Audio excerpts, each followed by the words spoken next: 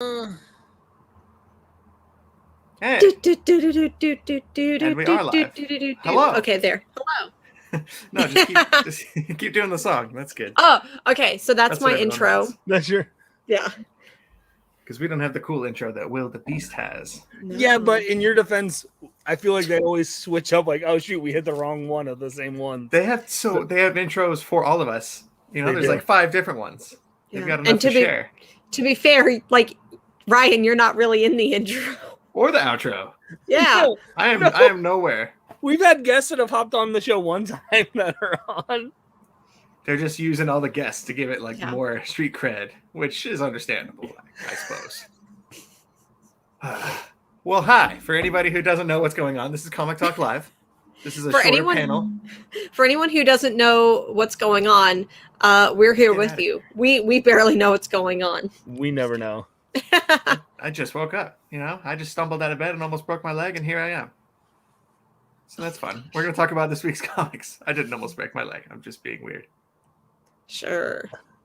I love how too the graphic for the thumbnail is boom is still your face. Is it? I don't know. Yeah. I don't know how to do YouTube. Plus, it's like a 10-year-old picture of me now when I was at my first hotel with a nice fancy suit and tie. Oh, nice. Yeah, I gotta update that. Someone will tell me how to do it eventually. So we've got what, 5 books, 6 books to talk about tonight? I think we got 6 books. I only got 4 of them because our shop still did not get DC comics. Ooh. So I will have to be not participating in the DC discussion. Ooh. Discussion. I'll work it out. Yeah, keep working on someone's in trouble. Yeah, that's the pun police coming to get you. Yeah. Mm-hmm. It's not me. They're just on retainer here. Let's start with one of those. Let's start with one of the ones that I didn't get to. Okay. Because the sooner I hear it, the sooner I'll forget about it. Spoilers. Okay, so we've got 2 then. We've got Human Target, and we're talking Dark Knight Steel. What do you want us to talk about first, Ryan, so that you'll forget about? Because we're probably going to spoil both of them for you. Do Dark Knights of Steel first. Okay. Jennifer, what are your thoughts on this? This book was kind of spoiled for me before I read it. I'm not going to spoil it here. But I knew that something happened.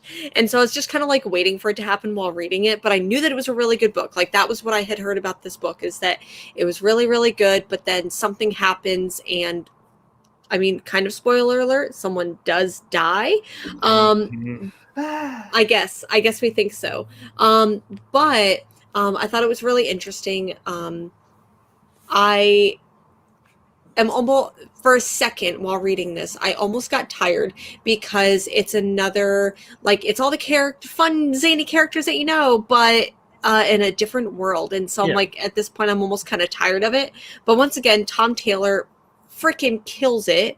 And I thought did a fantastic job taking these characters, reimagining them, because we do get to see like Batman, Superman, Black Canary, Harley Quinn. So we do get to see these characters that we know, but put into this world where, you know, it's called Dark Knights of Steel for a reason. So they're put into what I would assume this like alternate medieval Earth is what I'm assuming that it is. Mm-hmm. So pretty enjoyable so far. Like I said, something happens, and I think that like thing that happens at the end, it was enough to keep me intrigued. Okay. I went in with it with tapered expectations, I would say, because like I love Tom Taylor. I also I don't know how jacked I was for like DC and Knights and the Round Table, you know.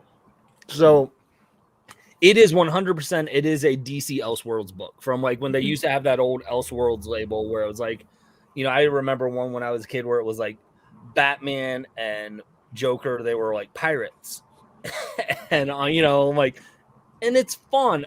I think where I'm at, I'm like, I feel like I'm kind of meh on this story because I think I'm more meh on it because it's 12 issues. Okay. I don't know if I need 12 issues of Game of Thrones meets DC. Is it good Game of Thrones or bad Game of Thrones? It's PG Game of Thrones. PG Is it Game of season 1 or season 10 or however many they went on for?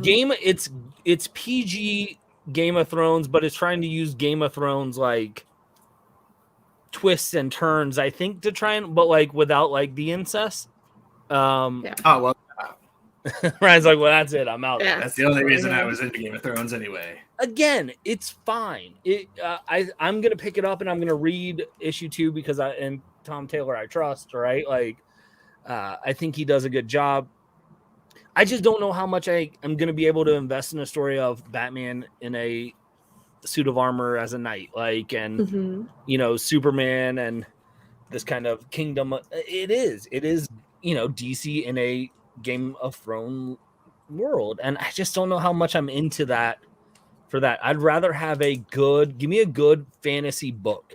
Give me a good, like, King Arthur story. Give me, this gives me like a once and future, like that kind of fantasy vibes, but it's not like that, Ryan, because I know you don't like it, but like it, those types of characters, like that type of world. I'd rather have that than have DC characters that I already know, and I think like the big plot twists on these are that they're characters that that all of a sudden they flip the script, and all of a sudden it's, oh, Batman is a knight for Superman, who's a king, and Harley Quinn's a jester in the court, which isn't really that much of a twist, but it just feels like it's easy to get away with not adequate writing as much as Tom does for his writing. Again, I don't hate the book. I don't dislike it. I just don't know if it's for me.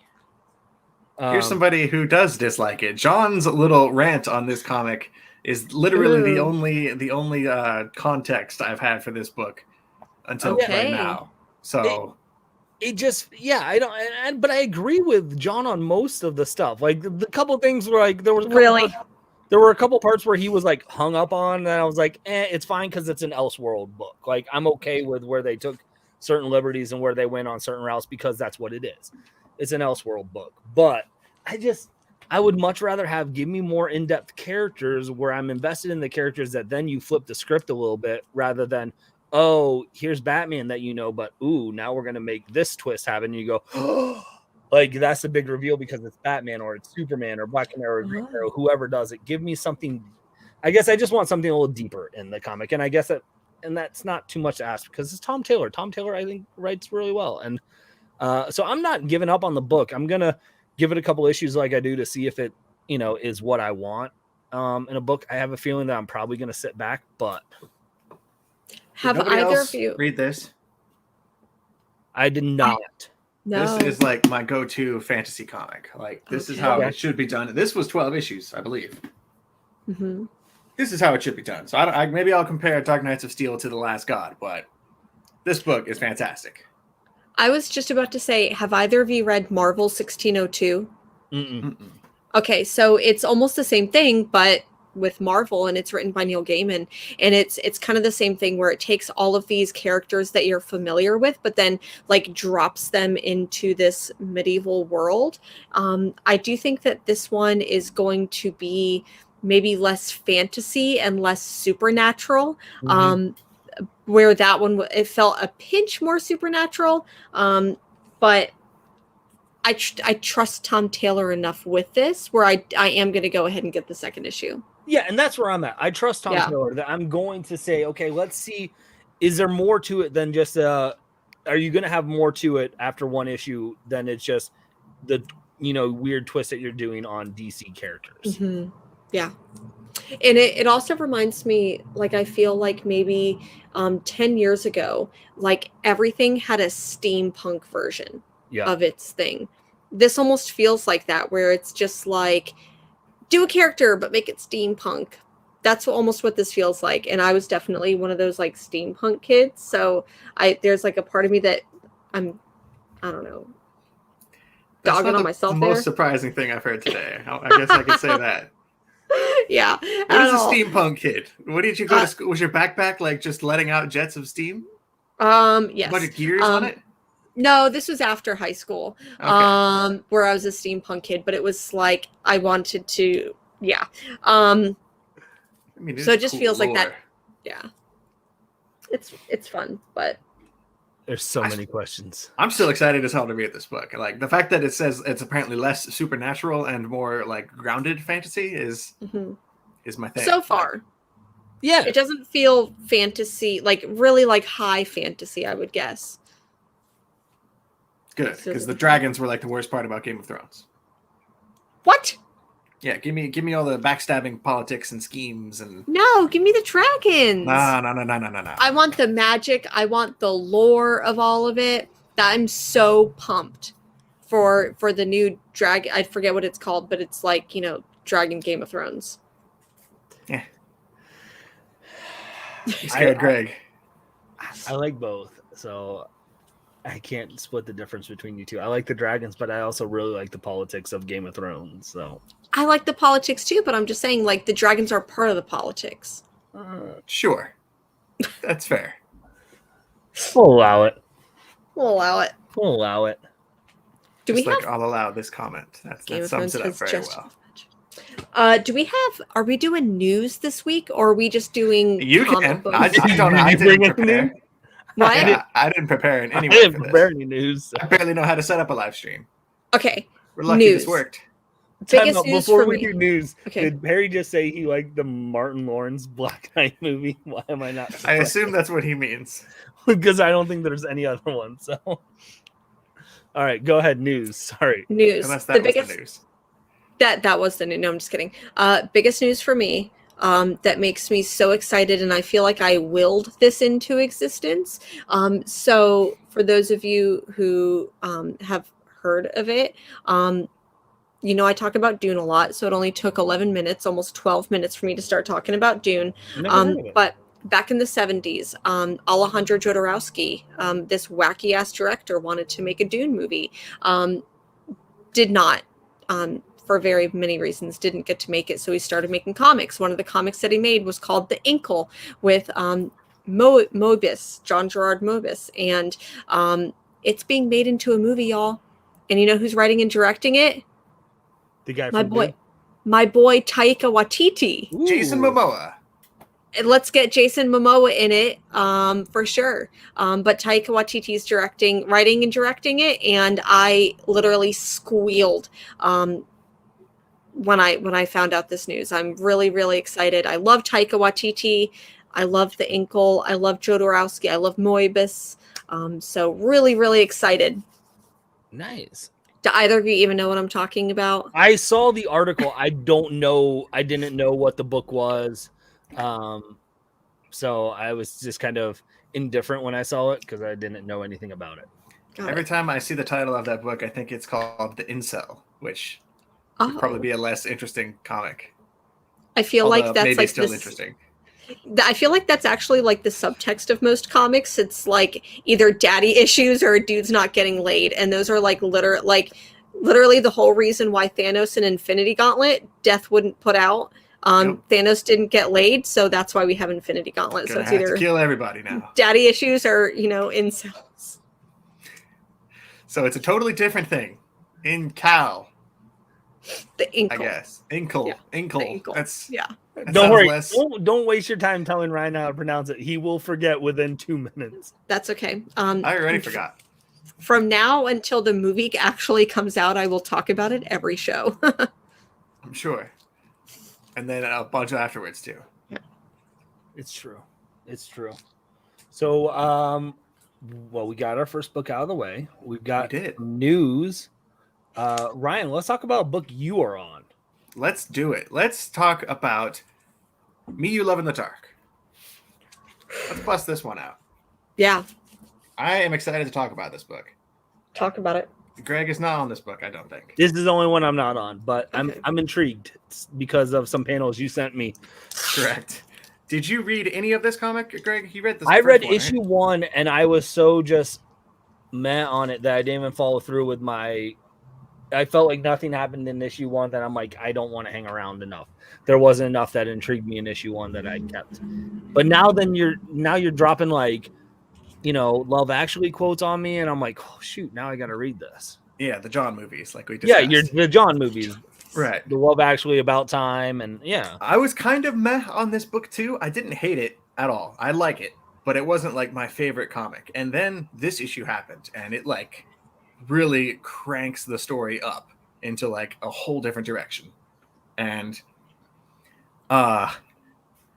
so there's been four in the first 3 issues of this book. This lady moves into this old creepy house to try and like find inspiration to be in art, to be, you know, to reignite her art spark, I guess, to start painting again. And there's like a ghost in the house apparently. And over the course of the first 3 issues, she kind of starts to fall for this ghost, and they form this creepy ghost relationship. And then they bone. Or ghost. Maybe there's not enough bone. Is, you know, he's not a solid person. Whatever. I don't know how that works. They don't get too deep into the mechanics of the ghost sex. We don't. Unfortunately, we don't get. Unfortunately, we don't get to see that. She's an artist. So do they use a pottery wheel? Yes. Maybe. That's a different John movie. That's a different ghost banging movie. But in this issue, it turns out that the ghost is a little bit crazy and possessive and controlling, which, you know, in retrospect is probably not that big of a surprise. John is, of course, Johning this very well. Oh, Johning this. Yes.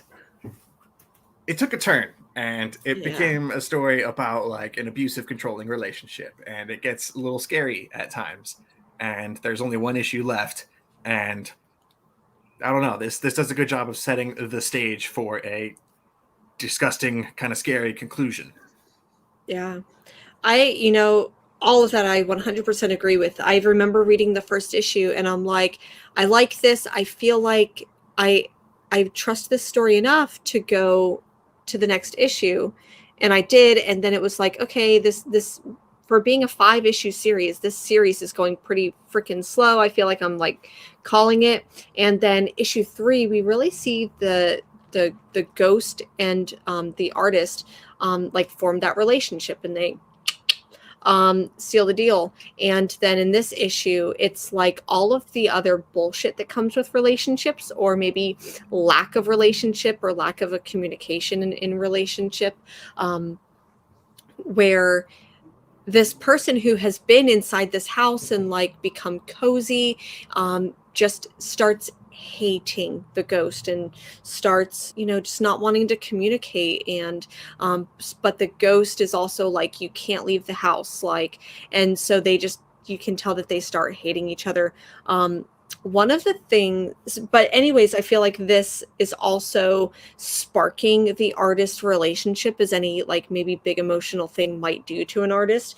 So you see the artist is painting a lot, and that's why they're there, right? They went to the house because they wanted to do more art, which they do get done. But then in this issue, the artist manager, representative, whoever that might be, comes to the agent, comes to the house and is like, oh, hell yeah, you did do a lot of art. Cool, let's go ahead and like get this stuff in. And then he starts looking at the paintings that she's done, and he's like, whoa, something is not right here. Like these are clearly a call for help. Like whatever the fuck you've been painting, like this is a call for help here.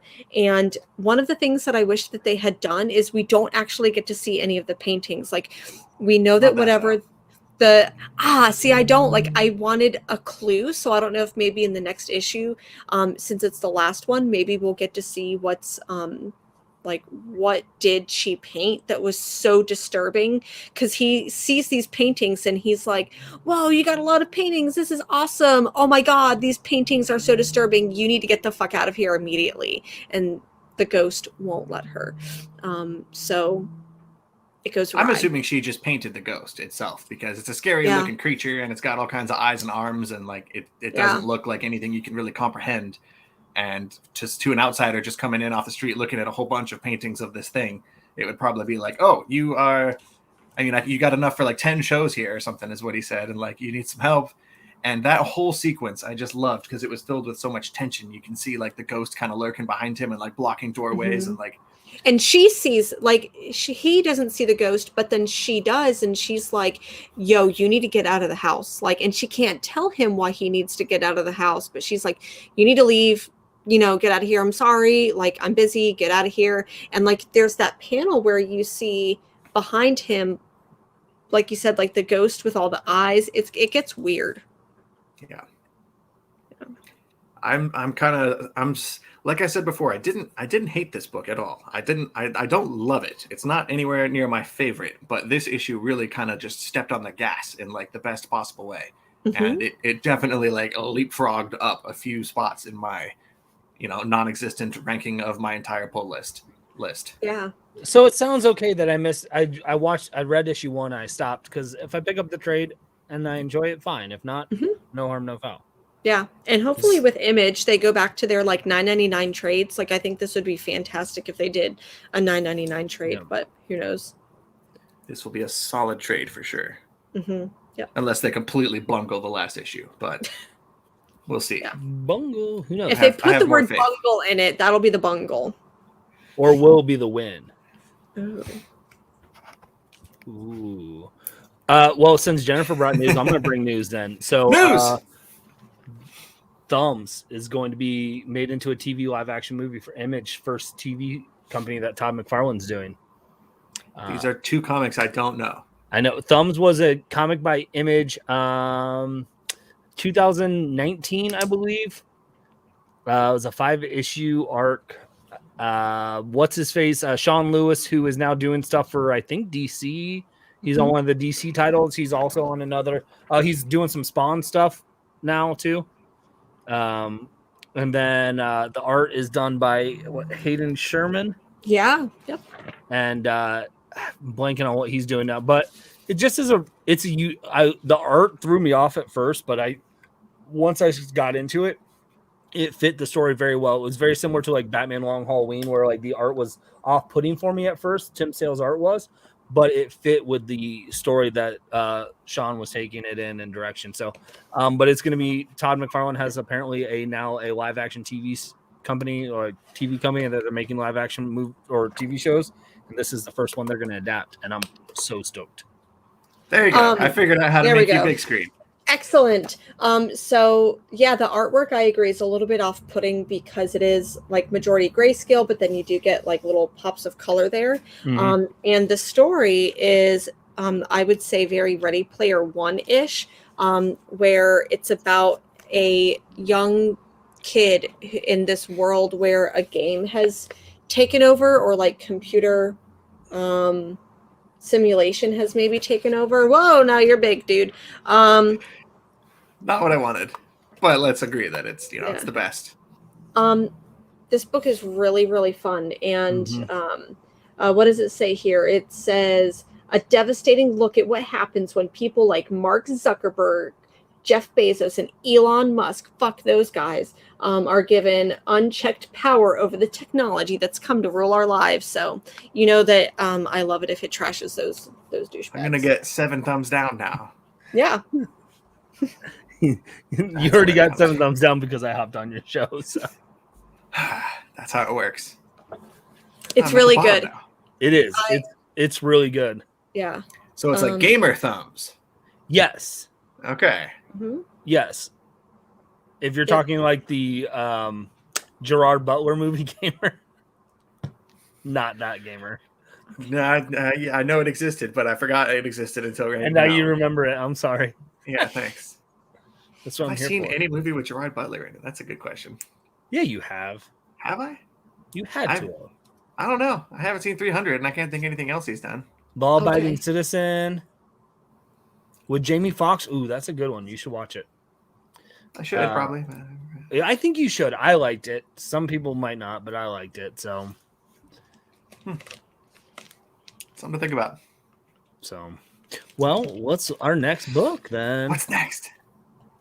Okay, I got to pick. We have no order to this, gang. We did. Usually we decide in advance, but today we're just rolling with it. And I'm gonna pick.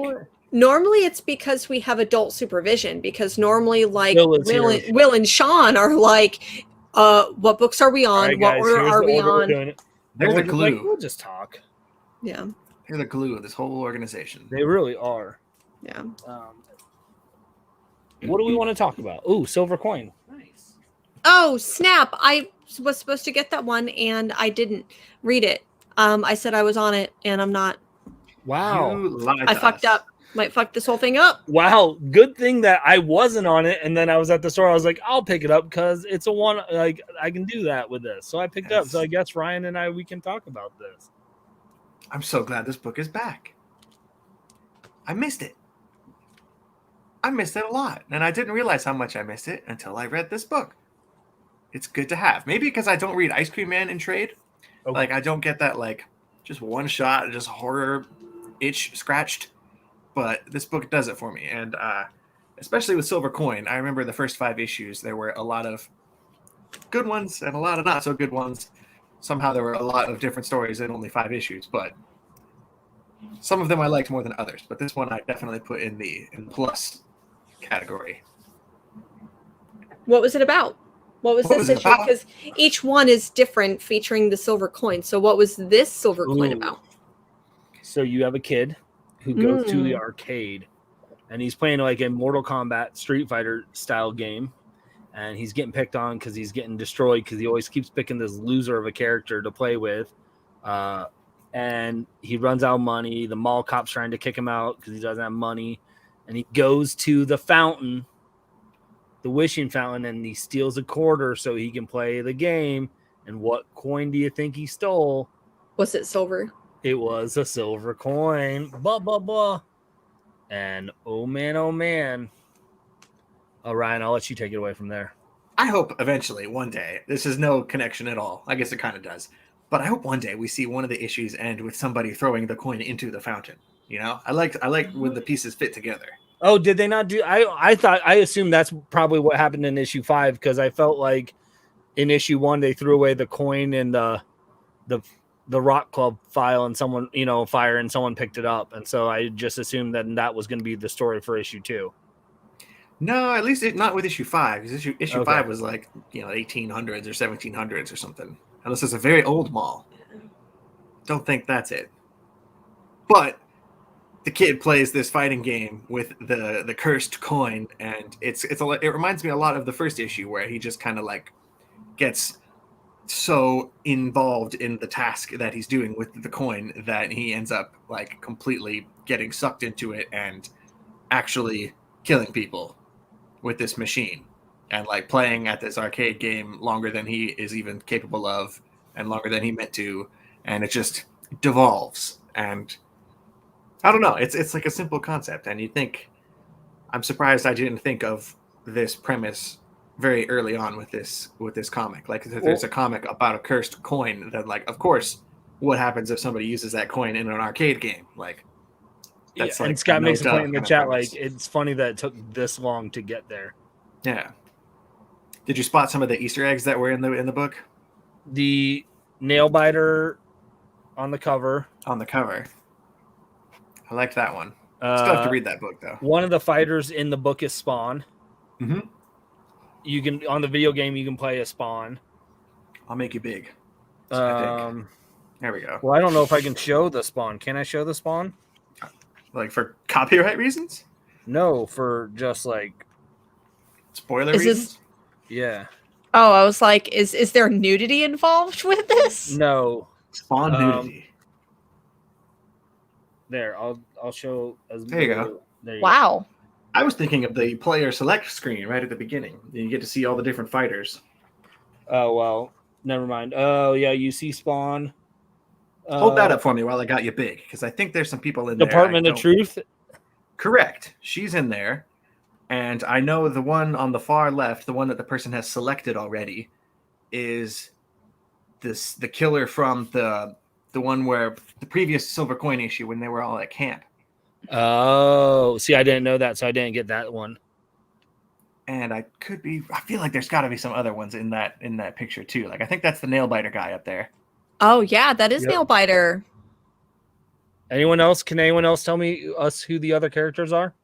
It looks like Nosferatu and like a Japanese lady and a ghost is pirate. Is that Little Bird? Could be. Naked Spawn, says Scott. Yeah. Yeah. Also, Greg, I just want to say that is a very cool shirt that you have on. Oh, thank you. This is a one of a kind.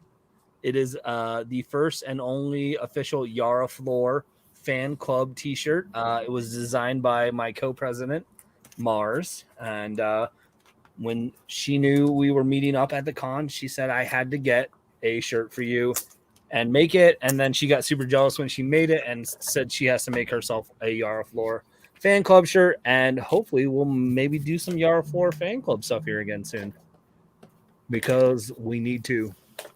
I thought it might be Kabuki as well, Scott, but I guess is Kabuki Dark Horse? At least the collection I have is Dark Horse.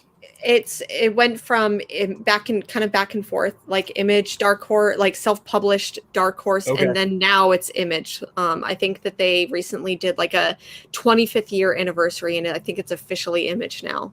So she would be a very cool character in a fighting game. That's all I know. Yeah. And the other game is called Bitman, which I'm sure is a pun at Batman / Bitcoin. That's what like I thought. Pac-Man. Yeah. But yeah, Silvercoin was good. I'm interested to see how long they can keep this premise going, considering it was supposed to just be 5 issues. Or like if there's ever going to be a grand connecting underlying story, because I get that sense with Ice Cream Man that even though it's an anthology, there is still some tissue in there that ties it all together. And I guess I'm a couple of trades behind, so I don't know how much further they've developed that concept. I had fun with this issue. I did. I think it goes back to the same thing I felt with issue 1, is it felt like a story I've heard before to a degree. Like, you know, it was I got the possessed coin that I'm now a rock star in issue 1, and I'm going to use it to my own demise. And I get it. They're all that same type of story, but I thought it was cool and it was entertaining. I had fun with it, but it would have to be the right story, because otherwise I feel like it's very easy to miss it if it doesn't hit. Like, I think I like this one more because it was, you know, it brought me back to the arcade days. It brought me back to the Street Fighter, Mortal Kombat, you know, all those types of games. And it had that element there. And if it wasn't there, would I be like, or not? So just like the nostalgia of it. Yeah. I like how, like, I understand your point where it's like all the stories feel familiar, but I feel like that's what kind of makes them creepy, because then they feel like urban legends, right? Yeah. Especially the camp one. That one I know was kind of like, what was that, the second or the third issue? I really liked that one. I'd really like to see a story where it's like they find the coin in a couch cushion. Ooh, yeah. See, Image, hire me. So yeah. Ooh, did you guys ever play the game at lunch, Knuckles, where you had the coin and you flick the coin across the table? You had to have your knuckles on the table, and you would do it until the first person that would have their knuckles start to bleed, they'd lose. What? No. I feel like that's a super good idea for a. Come on, someone in the chat had to play that at the lunch table. Maybe it was just a stupid Midwestern thing that we did. What kind of horrible torture school did you go to? A rough and tough. I don't know. That's right. The mean streets. The mean streets of a country school where we had you drive your tractor to school days and bleed all over the lunch table day. I mean. Oh yeah. Okay. See. Yeah, I'm getting some support, I guess. Yeah. See, we got a yes from Scott, Carlito. I knew I wasn't. I mean, I'm crazy, but I knew I wasn't alone. I'm sure even if it did happen at my school, I wouldn't have played it because I'm a big old wuss. Yeah, but that'd be a really good silver coin story, right? Like, you already have a coin, playing it. It's a game that makes you bleed anyway. Like, come on.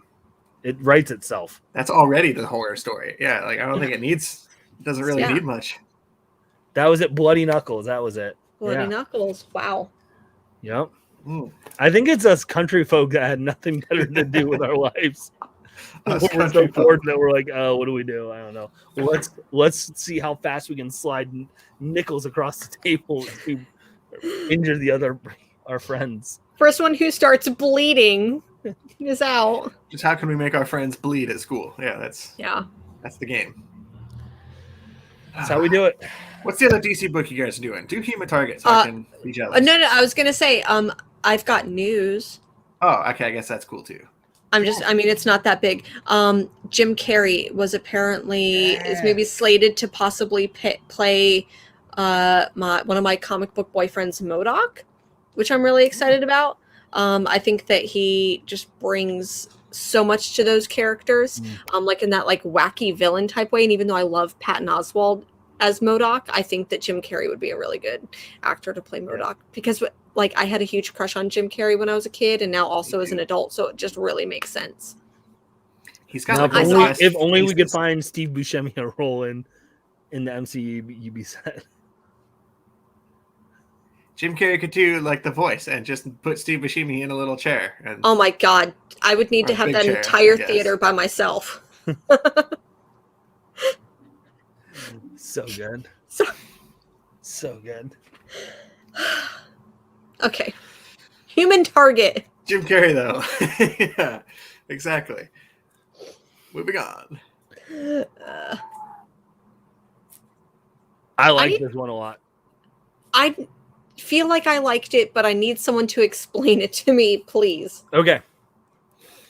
Well, so what I liked about, I know nothing about Human Target. I know nothing about the premise, and apparently there was a Fox TV show, which I knew nothing about. And there's other characters. The premise, though, is this is a guy who he gets hired to impersonate other people who are possibly going out to be like get assassinated. And so here we see it early on that he is impersonating Lex Luthor, who feels that someone is going to assassinate him, and there is an assassination attempt, and all of this happens. And it starts and it goes back, and the first like 2 pages, there's a panel that kind of counts back throughout the days, where it's like day 12, day 11 to where we are present day, which I think is interesting because I'm assuming since it's a 12-issue series that like it was kind of talking about that the first panel is going to be the where he dies, and the concept though is that then it seems that someone is tried to still kill Lex Luthor, but in turn poisoned our protagonist in the Human Target here, and it basically leads to that there is a group of characters shenanigans right here that it's one of these characters that has DNA evidence. And so they're trying to figure out were they trying to kill the Human Target Chance? I think his name's Chance, or was it that it accidentally happened to him and it was meant for Lex Luthor? And so he's now trying to investigate who was trying to kill Lex Luthor or necessarily him. And I was hooked right away. And again, I know nothing about it. It breaks away from the classic Tom King, the 9-panel that you get a lot of it. It's a lot more. There still are your 9 panels in it, but it isn't what it is. And man, Greg Smallwood's art is great in this. It really is. It reminded me of who does a lot of Tyler Boss's artwork. If Tess is here, she'll know, because I know it's 4 kids walking to a bank, right? Mm-hmm. Yep. Yeah, but I don't think she's here still. She would know because I think that's her favorite. But yeah, I mean, I like the art. Ooh. It's nice, it's good, and I was captivated. So I don't know, Jennifer, what you well, you get the point, Cass. Shut up. Go home. It's funny because you started to say, like, this isn't your typical Tom King, and I'm like, what? Like, I started to see, like, in the first, 2 pages, he does the back in time thing, or, switching time, and I'm like, I'm not the Tom King hater in the way that so many people are, who hate on Tom King for whatever the fuck he did with Batman. But I am kind of tired of the gimmicky Tom King thing where he goes back and forth in the timeline. Like, I would love to see him write a book where he doesn't do that. Like, Tom King, I have a challenge for you. Please accept it. Don't do that. So I feel like do that really though in Supergirl? Yeah, I was just thinking Supergirl too. Like, I think does he do that all on timeline? But Supergirl kind of feels like an outlier. Supergirl definitely does not feel like a Tom King book, like when you're reading it. And maybe it just for the first time, it's not your main protagonist is not a white male who's supposed to be a hero. It's it's a female. And I heard an interview. It was funny. It was very much supposed to be off of there's a John Wayne. What's the John Wayne? True Grit. and that he was kind of gearing Supergirl's character off to the old gruff, gritty. That's 100% what it feels like. And I think that there are moments where they do flashbacks, but it's not like you turn a page and it's one, and then you turn a page and it's another, and then you turn it and it goes back. I think that there's moments where they do go back, but it's not like back and forth constantly. Okay. So I feel like, and I think another thing too, so Mars, because of course we talk about comics every single day and send each other just random stuff. She sent me the page where you see, I guess it's the Justice League International, and because she loves Fire and Ice, so you get to see the both of them in there. And I thought that there was going to be more of that in this book, and there wasn't. Well, I think you're going to get them more in the next series or in the next issues because they're all supposedly suspects. So I'm excited to read this book. I loved it. I'm hooked. I'm in. I feel like for me, sometimes with Tom King's books, when I'm reading them in floppies, I go, I don't know what's going on. And maybe I'll feel like that moving forward. I feel at least after issue 1, I'm like, okay, I feel like I'm going to be able to track with this better than I did reading Strange Adventures in singles or Rorschach in singles. Yeah. I can't read this. I definitely feel like I could read in singles. Batman, Catwoman, I couldn't. The other one, Strange Adventures, I couldn't hold on to that story. But I loved Mr. Miracle in trade. I loved Vision. Like I loved those in trade, but this one I think that I can handle the single issues for sure. Yep. I'm excited to work in a comic shop, and if I didn't do this show or work in a shop, I would definitely like trade weight most of Tom King's stuff, but yeah.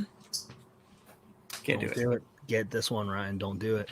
Oh, I'm getting it. Like I believe it's this next week we're going to be getting the past 2 weeks of DC books that we missed, plus the upcoming week of DC books. So I'm going to get like 2 weeks size pull list just from DC stuff on top of whatever I'm normally getting for next week too. So next episode we can just do a rewind episode, so we don't have to read anything new. Yeah. Ryan will have forgotten everything we said about the DC books we talked about the last 2 weeks, and we can talk about it. I am going to die, so that'll be fun. Yeah. 2 more books. 2. Does anyone have any news? News? Any news that they can think of? I don't. Dune is getting part 2. Did we go over that last week? I don't know. Let's talk about it. I think we did.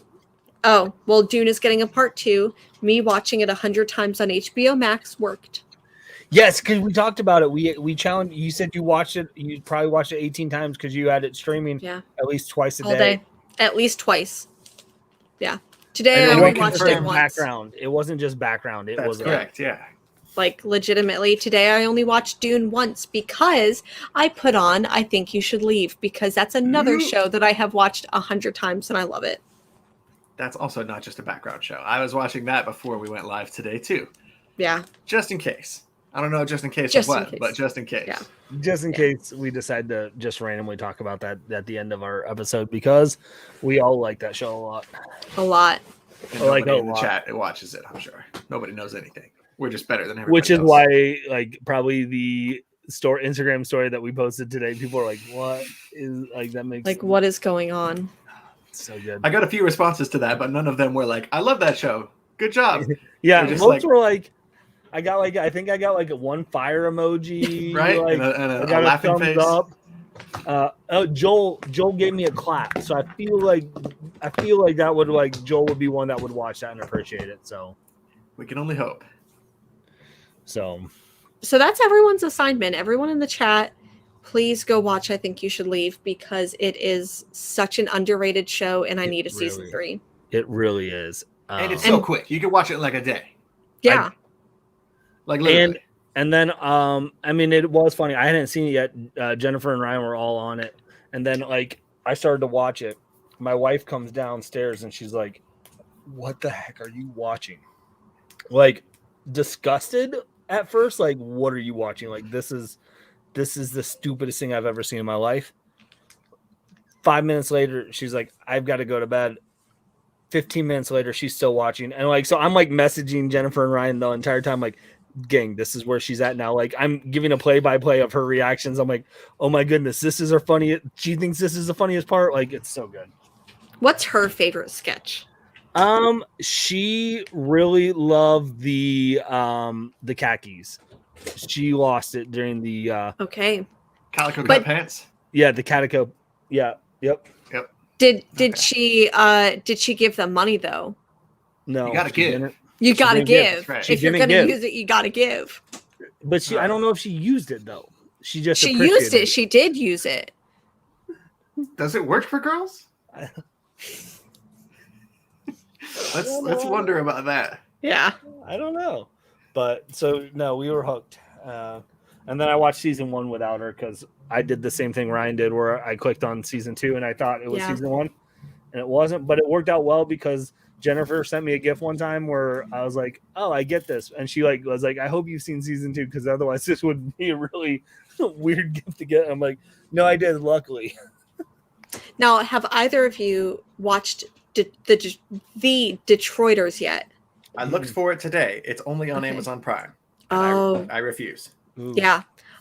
It's really good. It's basically, I think you should leave light. Like it's the two characters or two actors, and it's basically those two are working in an advertisement agency, and all of this shows revolve around like making ads and it feels like I think you should leave 100%. Excellent. I'm in. I'm hooked. I'd like to be in, but I'm not a Amazon snob like Ryan. So, hey, when we were shut down and I'm buying food, so I don't have to go out. Like it, I mean, it is what it is. I guess that helps. It does. Free delivery. But Jeff You Bezos guys, sucks. Yeah. Fuck Jeff Bezos. What's our next book? Is it the one I don't have? We have two. Yeah. So let's do that one. So that way, then the last one, I think we're all on. Good. Let's do that. Because we're all on Newburn. Mm-hmm. Yes. So let's do Knighted. So that way, then we can end on a strong note with everyone. We can continue with a not so strong note. I don't know how you guys felt about, I don't know. Jen didn't even get it. So, but I don't love this book, and I love AWA. This one isn't a terrible miss for me. I don't hate it, but it's lacking something in this issue to make me really jump out of my seat and like want to shout about it to other people. Like some other AWA books gave me that feeling, but this one, not so much. I was a little bit confused with some of the stuff in this book. And the thing that I'm most confused about is something that I probably shouldn't be. Like, oh, hi. Just how do I go big? Paying attention to it. Like you're like, I'm really confused, and I'm like, I'm really confused right now. I'm confused about Jennifer. Okay, so this book is about, there's this Batman-style superhero in the connected AWA universe, and the book is about like just a normal sad sack loser kind of guy in this world. And he's walking down the street and he sees, where are we? What does he see? The gas pipe. This gas pipe situation. Yeah. It's like next to a newborn hospital. And it's like, I better fix this before something happens. And he goes and runs and tries to grab it, and it slips out of his hand, like this rope that it's tied to. And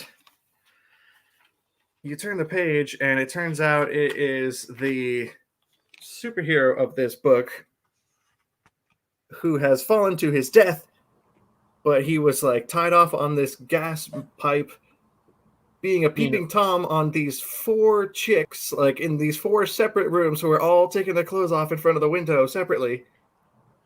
It's just very strange. I don't I don't know. I'm gonna bring you guys back here, but that was like maybe the most critical, pivotal moment of the book, and I had to go back and read it like several times. Like, so it's obviously, I mean, it looks like it's the building that would be the hospital. So my initial reaction was like, oh, it's like the changing quarters for the nurses or whatever area. But the fact that it's 2 levels, I think they were just doing it as a bad art decision to be like, we just want to clarify how much of a peeping Tommy is. So it's more than just, oh, he's looking at 1 window or 2 windows on the floor. It's 4 windows and 2 floors of him peeping on women, and it felt weird and unnecessary. But I guess they're really trying to sell the, like, because I mean, I cringed and I was like, well, that's good that he's no longer in the book. And I mean, that's, I think, what they're trying to do with that, because like his butler right away was like, oh good, yeah, he was a complete tool, so I'm glad you killed him. Thanks. Just do 1 window. Like, I don't get it. Why 4? Because I think they were trying to up the ante of making him a super creeper. That's all. I'm not saying it was a wise or it worked. I'm just saying I think that's what they did. I also am confused of why a rope holding a human could bend a gas pipe that much. Yeah. That then it would like, oh snap, it'll just bend right back into place now. Just the action and the sequence of events and that whole he panics and runs for the rope, and like I can't tell if he grabs it or if he unties it or what happened. I don't know. And it results in this hero dying. And the whole rest of the setup of this book is now this sad sack schlub of a main character has to inherit the role of this Batman analog character to kind of avoid prosecution, I guess. So the whole idea is that he's got to pretend to be the superhero now so that nobody questions why he's gone, because he's dead. Which I like that twist of it. I like the element that he's not doing it because he wants to be a superhero, but he's doing it just to avoid criminal prosecution. Think of if the movie The Santa Claus happened in a superhero universe. Right. Tim Allen, that's what this book is. But not fun. I don't know. Maybe Santa was a creep too that we had to get rid of. And Tim Allen Santa has seen everyone naked. When he's not.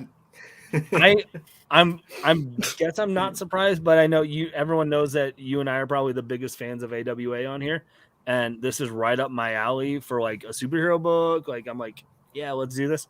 I think I'm gonna keep getting it because it's AWA. Oh yeah. And I trust. I haven't been disappointed in their books most of the time, so like I'm gonna go and just chalk up some of the things that were confusing or frustrating to me as just not the wisest of, creative choices. Like just not explained yet. Yeah. Like that they were like, it felt like, hey, we have to justify a reason for our people who are reading this comic to invest in a sad schlub who gets, I mean, in the first panel, he gets turned down from he proposed to his fiance or girlfriend, and she turned him down and because he's not good enough. And what did I say at the beginning of the show? All the stories are about incels. See,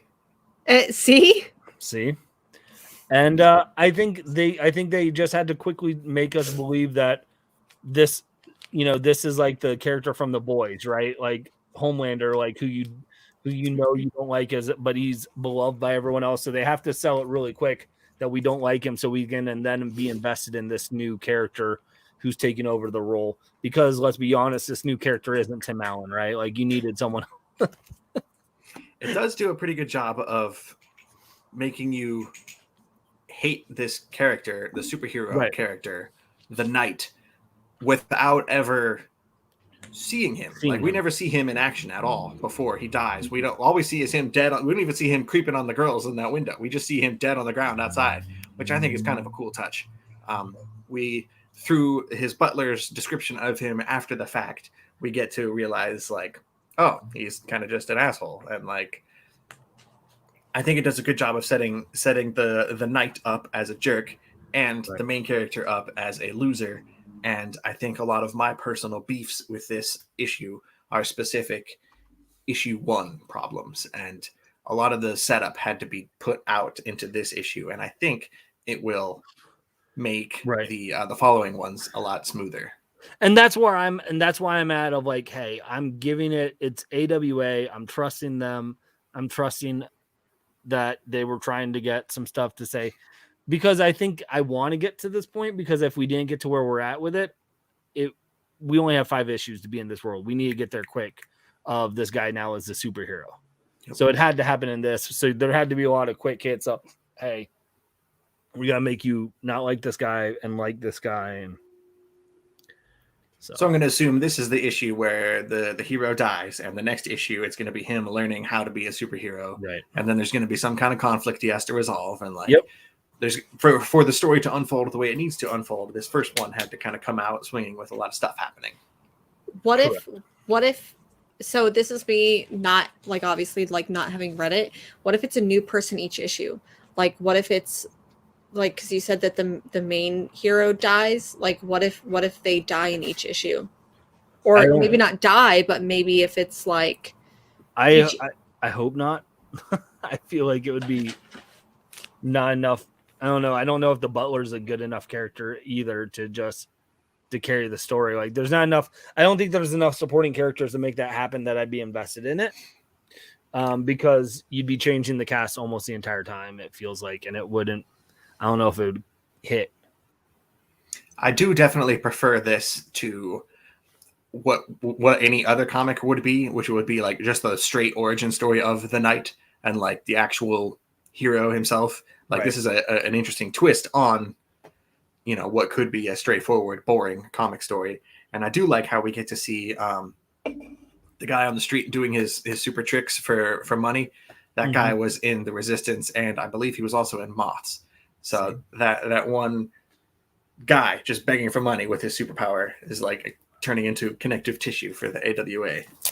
That, it's funny because I was going to ask that, because I know you said that there was a little bit of confusion, and I was going to see, was there any connection to Moths? Because I feel like there was that one, or because Moths is technically set in the realm of the Resistance. Is that right? Yeah. So is this is there as well then?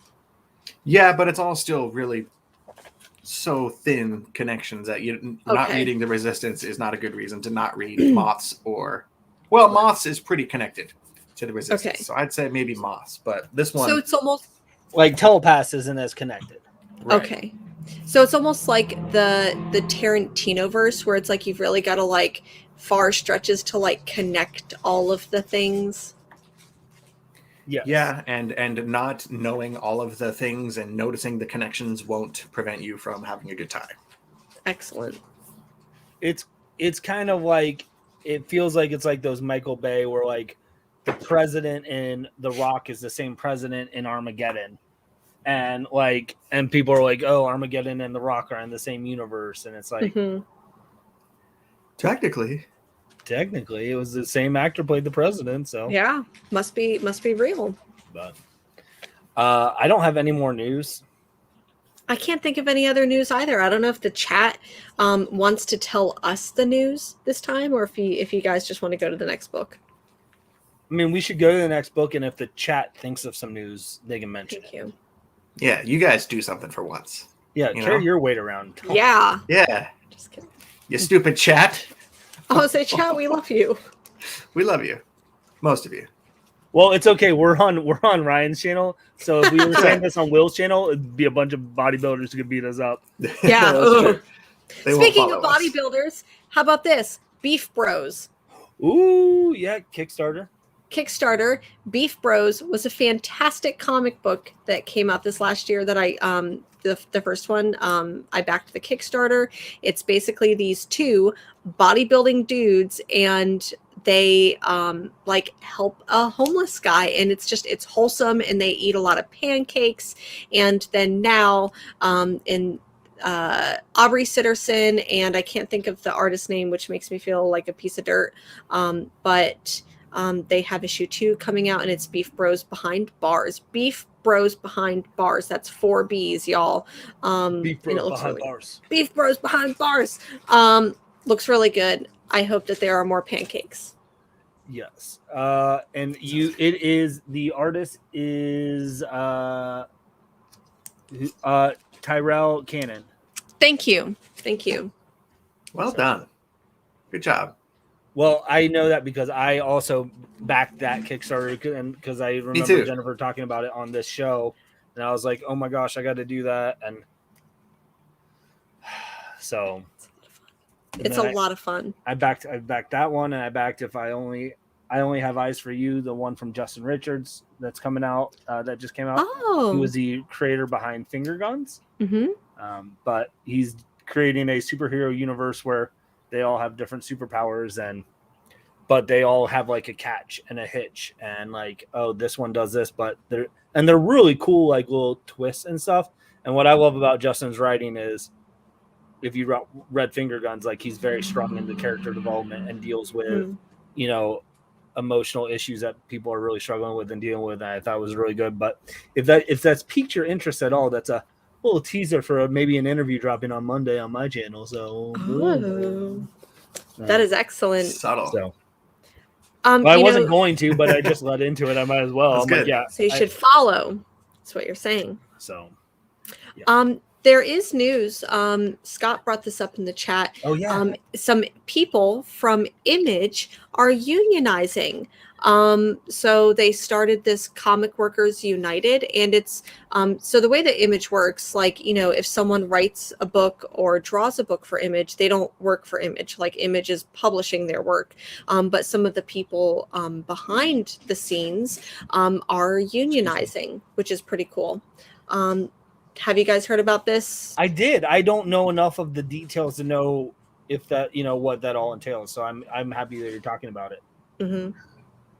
Same. I know that it is happening, and I generally think it's a good thing, but I don't know enough details to know much beyond my own gut instinct. Yeah, I think that they are, not only are they, I think, platforming for obviously better wages, better working conditions, but I think one of the things that they're also talking about too is, say a creator becomes a toxic creator, maybe, where the creator does something that's just horrible, and maybe a book gets canceled or something happens. So they're saying that the people in the union should be able to say, we don't maybe want to work with this creator, or maybe their book isn't something that we want to work on for this type of creator. Maybe cough Warren Ellis. I think we're all looking at you. So I think that's pretty cool. Yeah. See, this is why we have you on the show, because A, you read comics that we don't, B, you're knowledgeable about stuff that we aren't, and C, we just like you. C ... I thought you were just going to call me the C word. No. That's my favorite word. That is literally my favorite word, y'all. Oh, that's okay. Chaos was bragging how he's never been ghosted today, and he got ghosted tonight. Oh. So I think, Chaos, you said you were going to go see Eternals. Well, I think I have a Happy Meal toy with one of the Eternal characters upstairs. If you want me to bring it down here and just set it there, so it can, as we talk, you can imagine you're seeing the Eternals. Mm-hmm. It'd be a very one-sided. It'd only be a one-sided conversation. Actually, I think we got two of the same characters, so they could have conversation with themselves. So Eternals will have to wait. Is that just a really, really, really, really clever joke? No, because he was going to go see the Eternals, and his babysitter ghosted him. They're not going anywhere though, because they can't die. Yes. So, no, I think he's not that clever. No? He was making the joke that he was just saying that it has to wait. I haven't ripped on Chaos in a long time. It's okay. Wow. A long time, like 10 minutes. That's a long time. Ooh, you guys both got different. You went with the lemur cover. You got to go with Tulalote. Yeah. You guys know me. I am a cover A fan. Tulalote, though. Enough said. Drinking that haterade, Greg. Okay, I'm gonna highlight this comment for sure. Yeah. Any thanks to me, get an automatic highlight on my channel. That's fine. Don't give me any power. I will abuse it.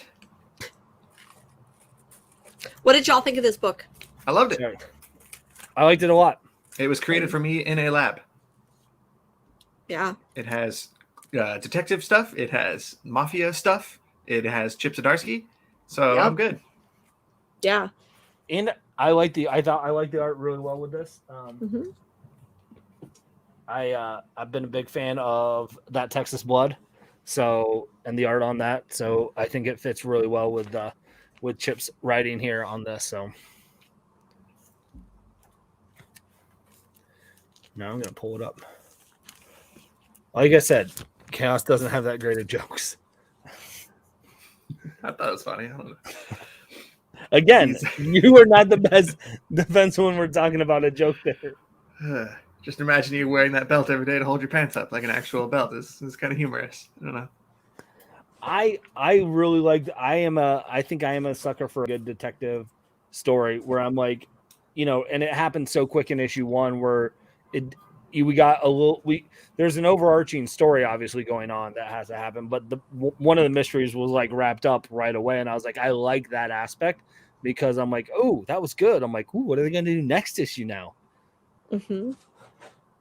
Yeah, I agree. This one, I think that I've read a couple Chip Zdarsky books since then, but I was really glad that it didn't do what Stillwater did to me. And I know you both really, really, and Ryan especially, really love Stillwater. And I hated issue 1 where I'm just like, I'm not going back. But then I know that in the second trade, you're like, no, this is a really good book, I promise. And I just haven't gone and read it.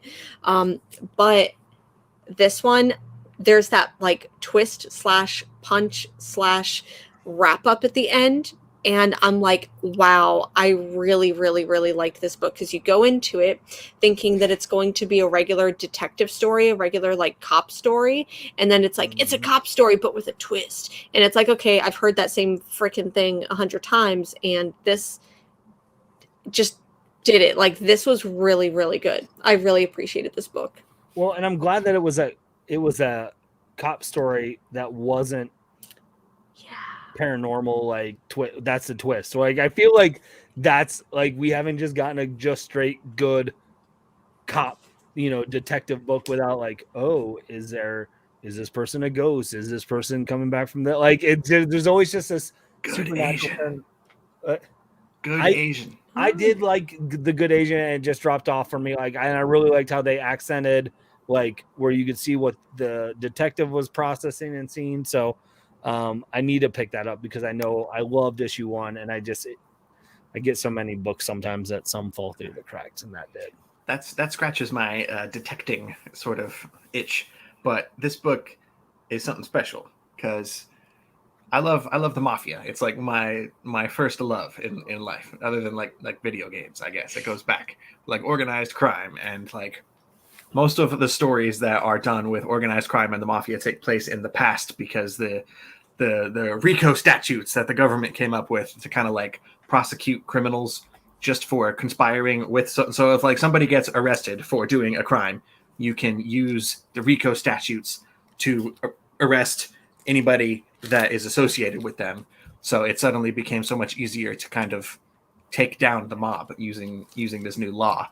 And so you get a lot of new mafia stories that are written in the past before that even happened to kind of sidestep that whole issue.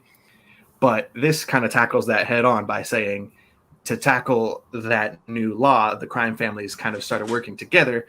And because they're working together and they're forming new alliances, you've got this guy, Newburn, who's just this grizzled ex-cop who is kind of like a neutral party who kind of floats between every single crime family and like solves mysteries for them. It's a weird premise.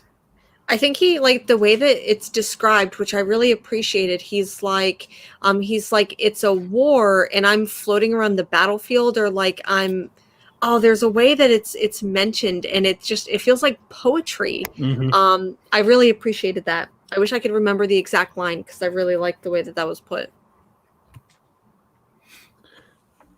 I'm trying to figure out where it is. I like the line where he was like something about, how do we know you didn't do this as a cop? Because then I would have been a bad cop or a dirty cop. And I was just like, ooh, smooth.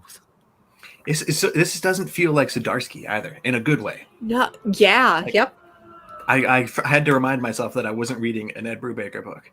Like, And that's also not in a bad way either. Like that is doesn't feel like a Zdarsky book. Like that's not a knock at Chip, but it also is. You're right. It doesn't feel like it.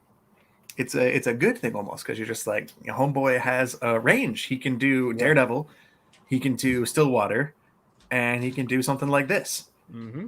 And they're all kind of this kind of reminded me of some of the elements that he used in the Daredevil run, actually, with like the shady sort of cops and like the corrupt officials, and like there's some similarities there, but this book has, I think, potential to be stronger all the way through. Yeah. Well, and I'm there for it. I think it was good. I'm excited for the story. I love the art, and I'm in. And I've already heard it's already been optioned, of course. Really? Mm-hmm. That's news. We skipped right over that bit of news. 2 days ago, supposedly it's already been optioned for TV. Was that on New Comic Book Day? So like the day it comes out? Yep.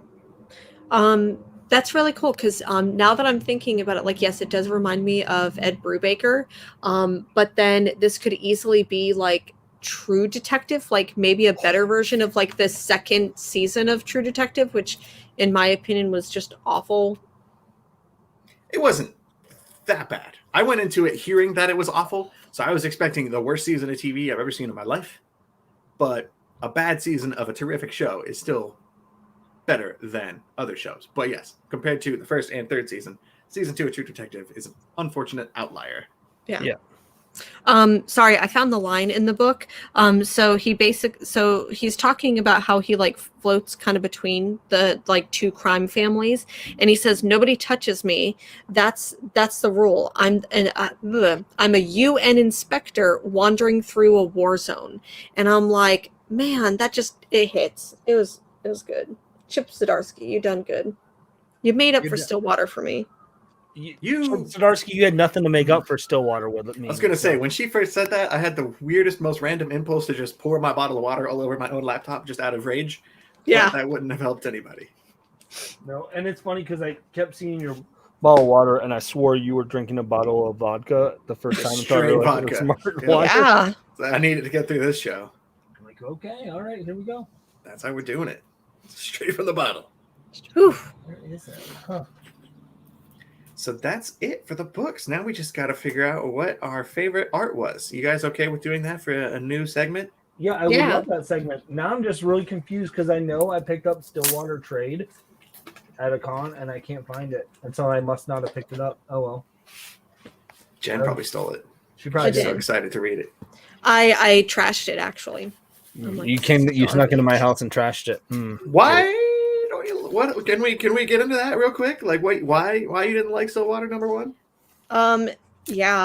I just didn't identify. I guess maybe it's just me where the main character felt like a Rick Remender character. Like Rick Remender always writes these characters that are just absolute trash and like, they're horrible protagonists.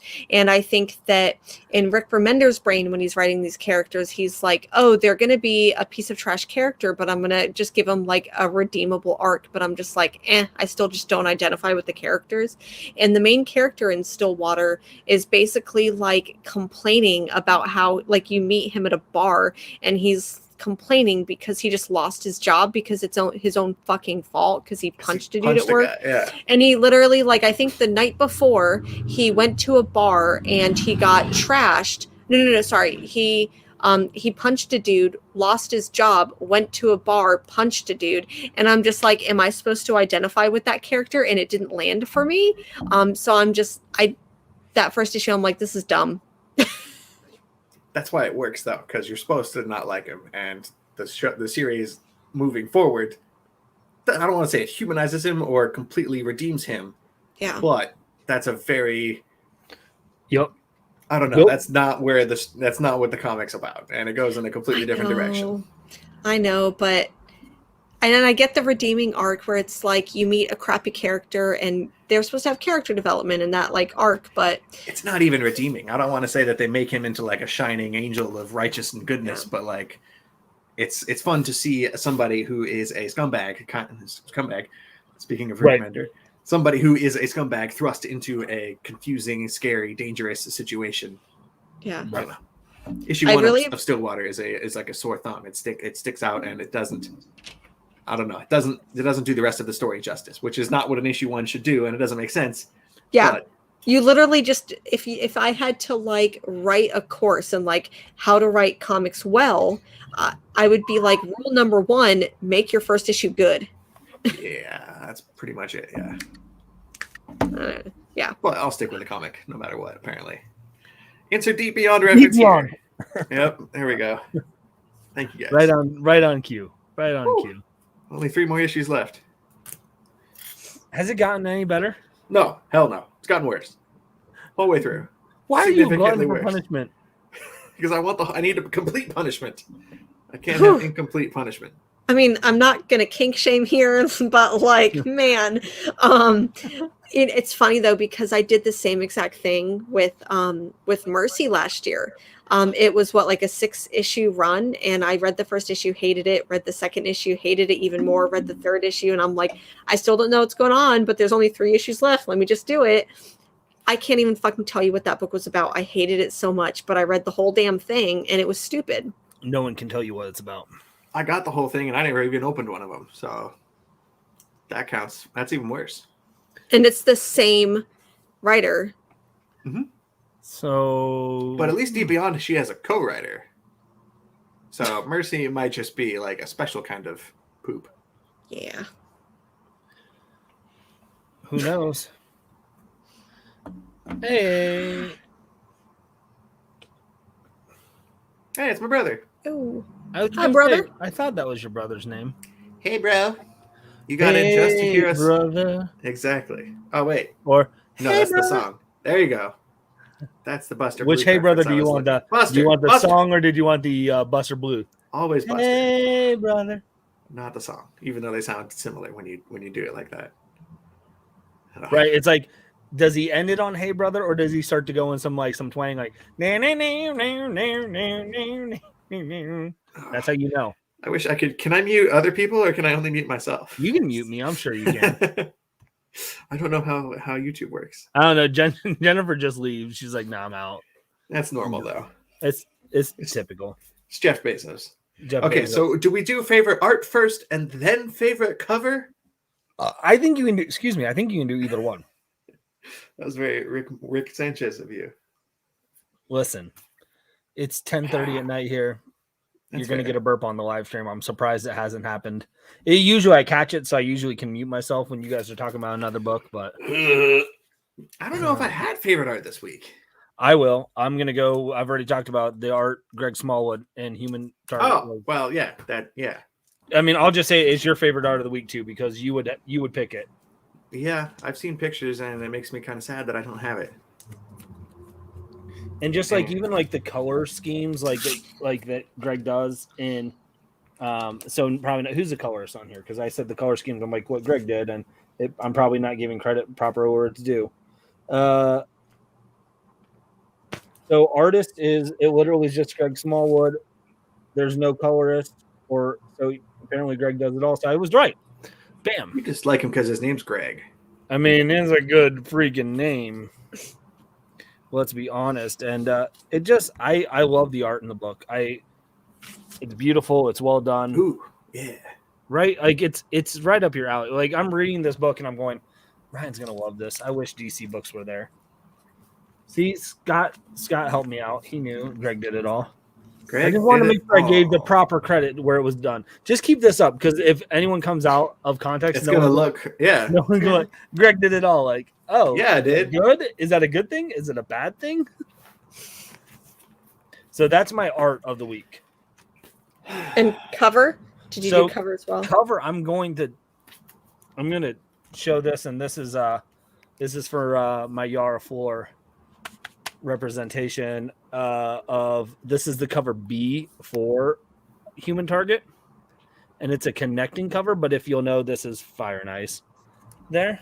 And I'm gonna cheat, and I'm just gonna show you guys why I'm cheating, because it's a double-decker comic, but the cover because you can't fully grasp it in that, is fantastic. And here's why. So this will be issue 2. It is a Clue homage connecting cover.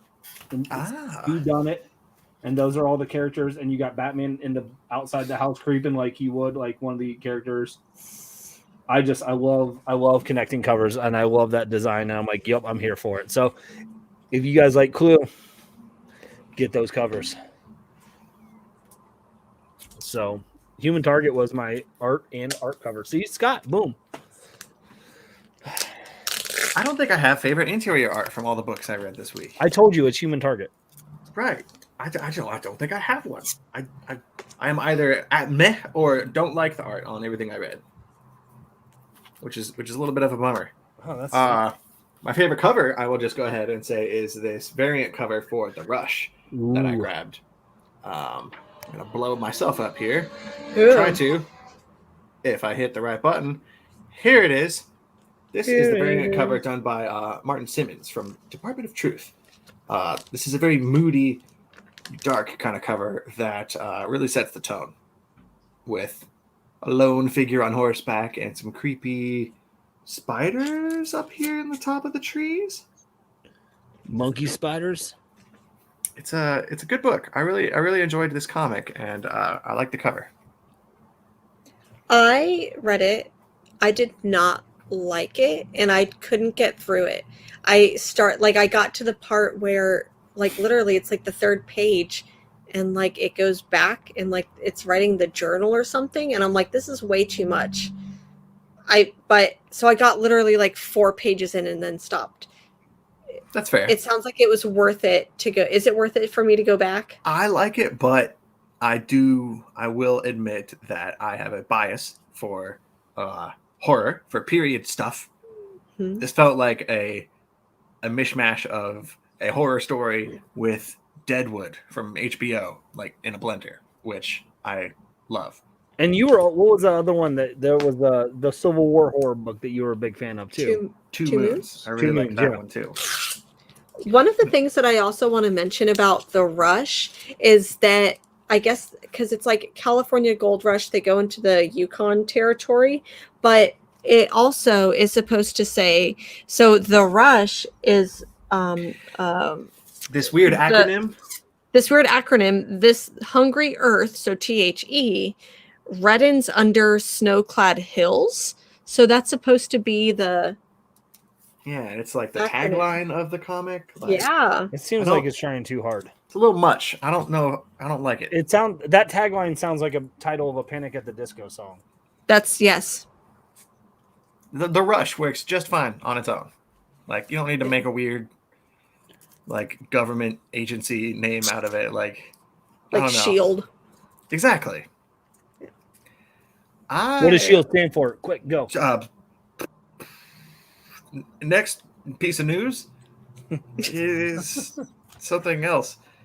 I don't know. For me, I have to choose between New Bern and The Rush as my pick of the week. Like, well, Jennifer still hasn't given her art of the week. That's okay. My opinions are more important than anything. Yeah, wow. It is your channel this week. It is my channel, so I get to do whatever I want.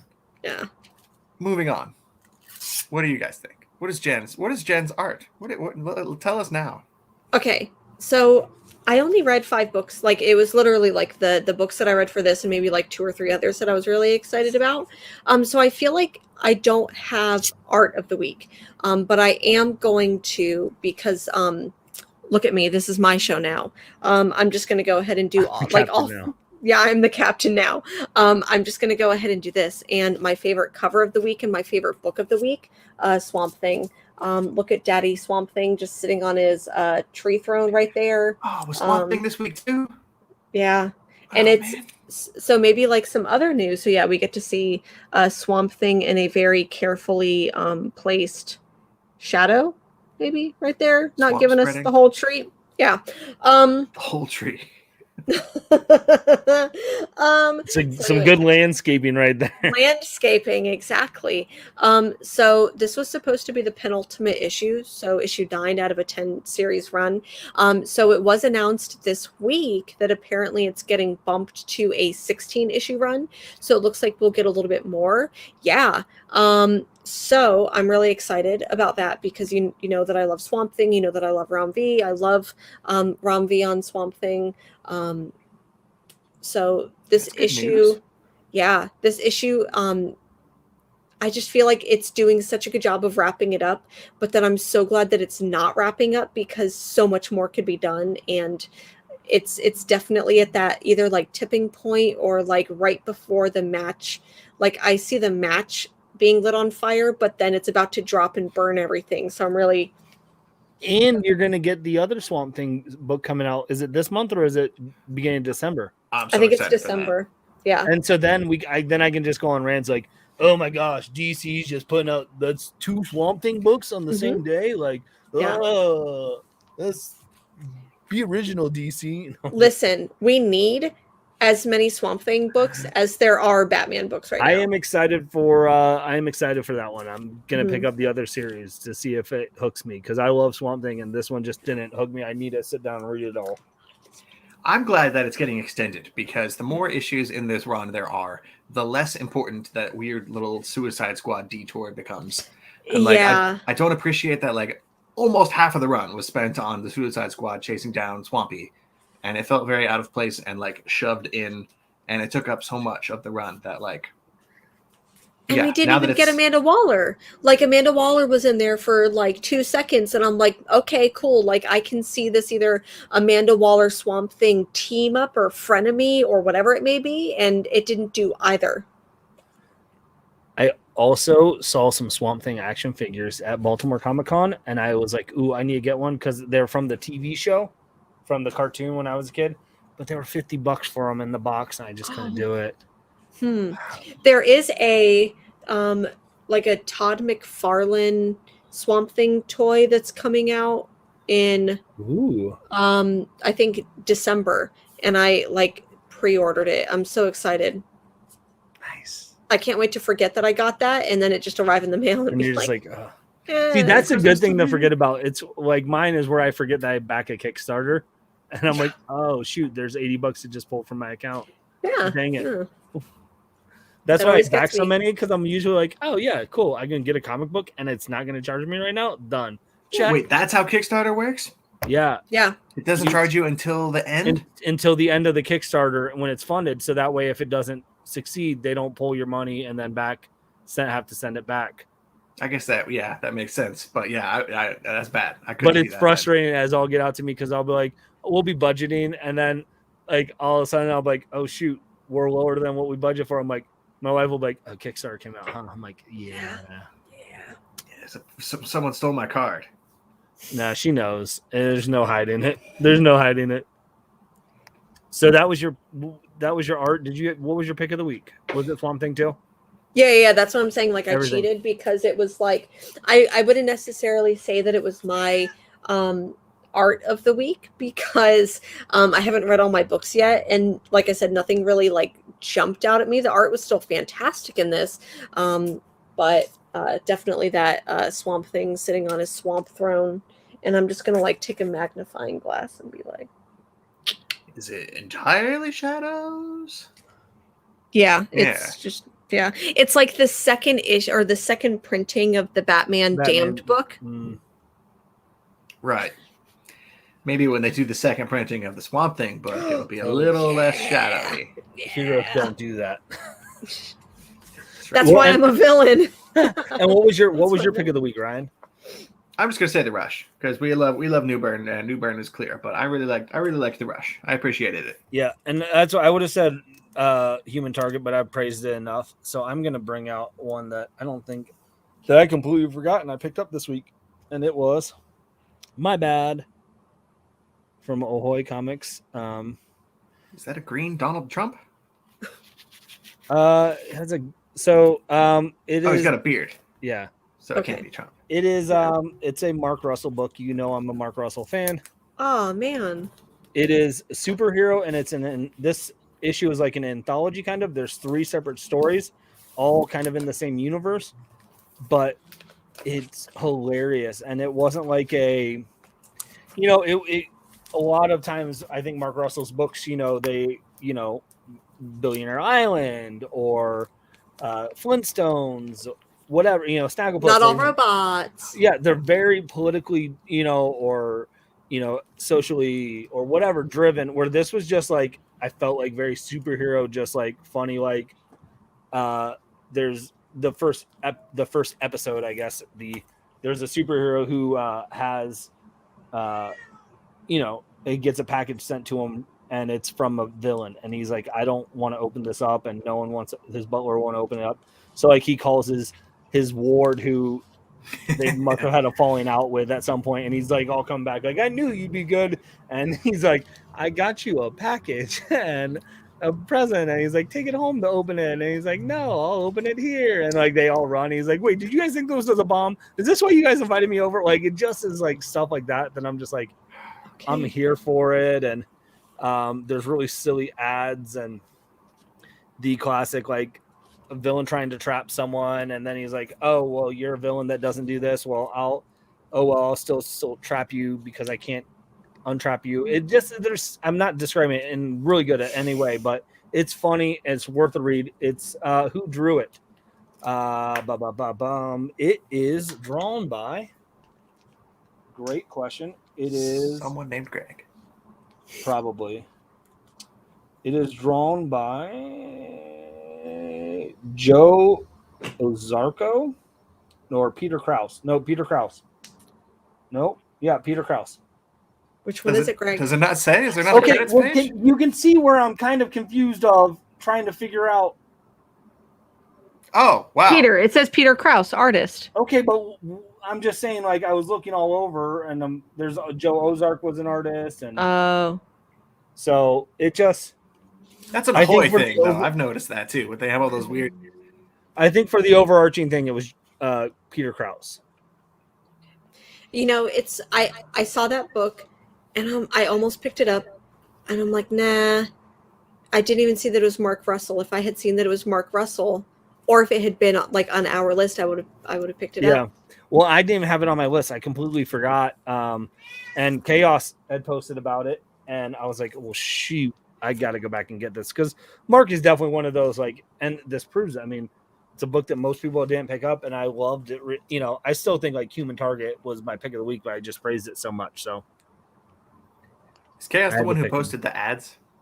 What? That book? Yes, those ads were the ones that Chaos posted on his post. I appreciated that. That was funny. We have one copy at Mill Geek. I should probably grab it, but knowing me, it's going to be gone. Go break in. I assume they're closed. Yeah. Probably.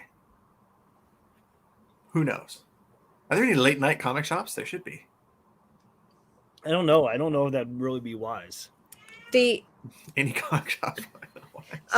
The only ones that I know of are typically ones that also have games in them, because they'll do like a Friday night game night, and then they also sell comics. Be smart. Yeah. Well, that was our show. Yeah, that was fun. It was. It was a good week of reading for me. Hours. Yeah. I missed whatever Greg said because I was talking. I said it was actually a good week of reading. I actually enjoyed my comics this week. I feel like there's sometimes like you guys like, did you like any books you read? I'm like, no, not really, and it stinks. But this was a good week. Yeah, especially when I like end up picking up like 20 books, and I'm like, I read all of these and didn't love any of them. Like, I've had that, and it sucks. Whether it's like a first issue or like a new series, or like, I don't know, like the middle of a series. But out of all the books that, like, because I said, I only read like a handful of my books, and most of them were pretty good, like solid. So I'm curious about the rest of my stack. We'll see. You can find out on Sunday. Tune in on Sunday and find out.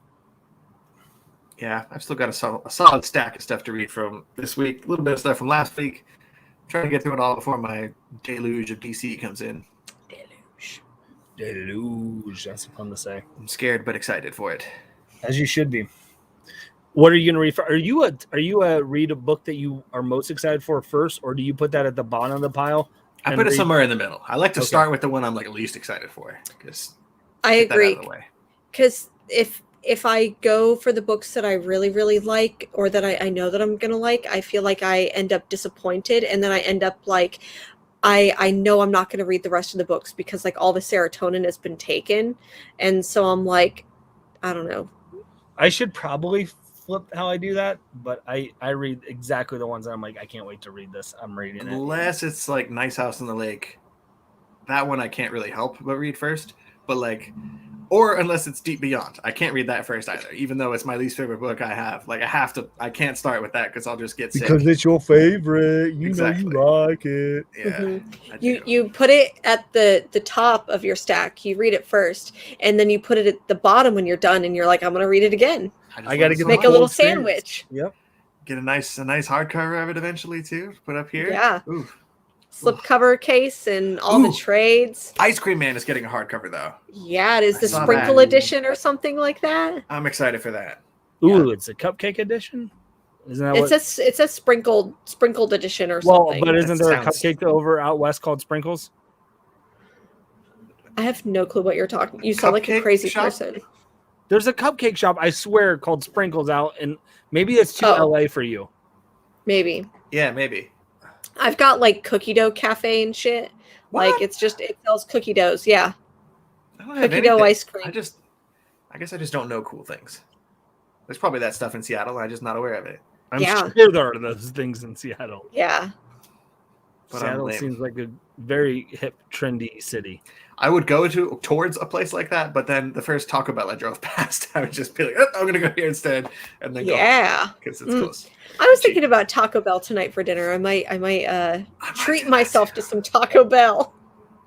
I already had pizza tonight for dinner. So. Didn't we do this once before we like broke the show and we're like, pizza sounds good, and then we all got pizzas. You guys went and got pizzas. I had a hot pocket because I had already eaten. But I mean, that's basically like a baked pizza. Like, was it a pizza hot pocket? Right, but it never cooks right, and it's hot on the one, and then the inner, it's like still frozen and just part of the magic. Right. Hot pocket. Right. I'm going to end this before we just drag on and bore everyone to death. So thank you guys. Thank you for watching this show, even though it's not on the usual channel.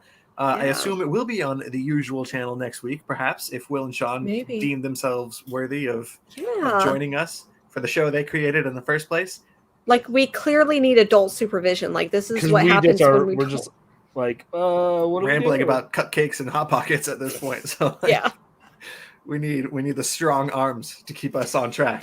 Well, we need you in our lives. Sorry, we need your muscles, please. I'm gonna end it. Okay. Bye, friends. Thanks everyone for being here.